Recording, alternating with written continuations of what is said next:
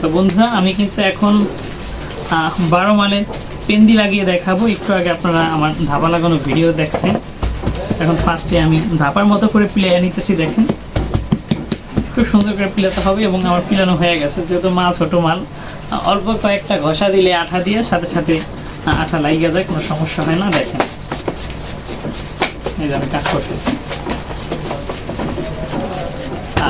আমি এখন যে স্পিডে কাজ করতেছি আমি কিন্তু আরও স্পিডেও কাজ করতে পারি, কিন্তু এখন হাতে রানিং আসবে না, কারণ যখন কাজের উপর থাকি, কাজের মোড়ে থাকি, তখন অটোমেটিক হাত রানিং থাকে, খুব দ্রুত কাজ করতে পারি।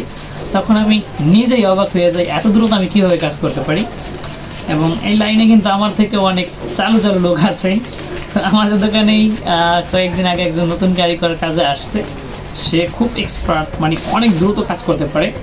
তো তারও আমি দু একটা ভিডিও দিয়েছিলাম, তার নাম সজল ভাই, আপনারা হয়তো দেখছেন। ইনশাল্লাহ পরবর্তীতে আমি তার আরও ভিডিও নিয়ে আসবো, এবং আপনারা যদি চান তার সাথে আমার সাথে কম্পিটিশনও হবে।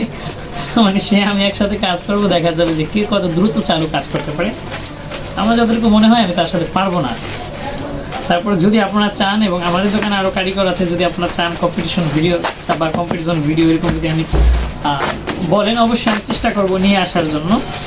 তো দেখেন আমার কিন্তু আপনাদের সাথে কথা বলতে বলতে কতটুকু সময়ের ভিতরে আমার প্রায় 150 থেকে 160 পিস কাগজ আমার ব্যাগ বানানো হয়ে গেছে। দেখেন এই যে আমি আপনাদের দেখাইতেছি কত সুন্দরভাবে আঠা লাগানো হয়ে গেছে। যদিও এখন কাগজটা কাঁচা, আঠা ওরকমভাবে লাগে নাই, তারপর আমি আপনাদের একটু দেখানোর চেষ্টা করতেছি। দেখেন এই যে কিন্তু খাম রেডি হয়ে গেছে।